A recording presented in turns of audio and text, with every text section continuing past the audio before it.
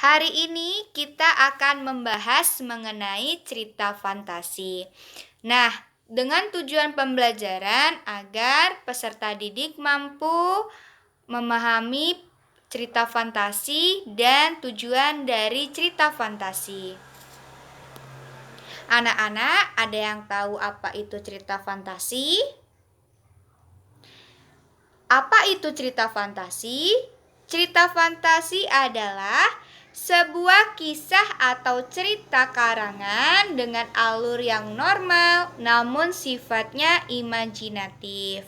Dapat kita simpulkan bahwa cerita fantasi adalah sebuah cerita karangan dengan jalan cerita yang normal yang bersifat hayalan, bukan bersifat realita atau fakta. Apa saja ya contoh dari cerita fantasi? Nah, misalnya kalian pernah membaca novel Harry Potter.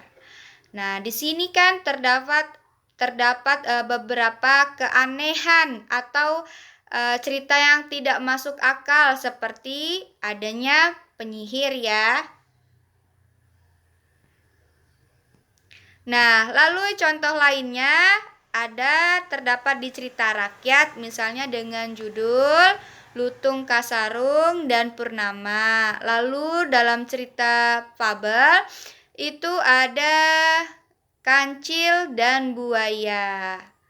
Jadi dapat kita simpulkan cerita fantasi yaitu cerita yang dikembangkan oleh penulis berdasarkan hayalan, bukan bersifat fakta.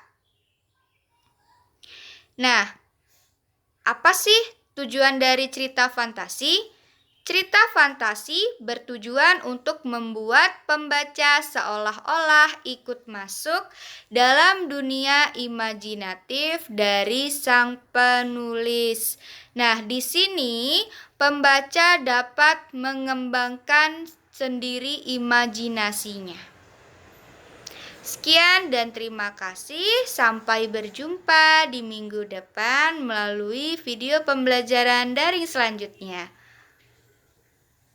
Mohon maaf apabila ada kesalahan kata yang Ibu ucapkan. Selamat pagi semua.